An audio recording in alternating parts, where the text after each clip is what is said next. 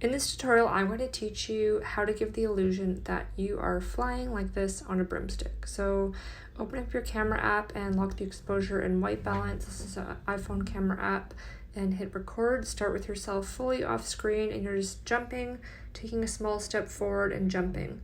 Do this on the full path that you want the motion to be, and then open up the video.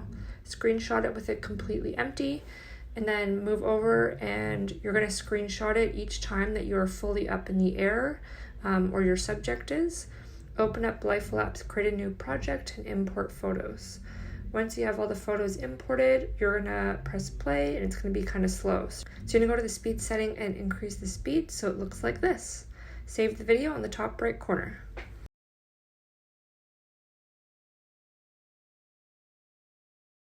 Thank you so much for watching. If you enjoyed this free tutorial and you want a chance to win $100 to Amazon, which is, by the way, where we buy most of our stop motion gear, please leave us a review in the Apple App Store sharing what you love most about Life Lapse.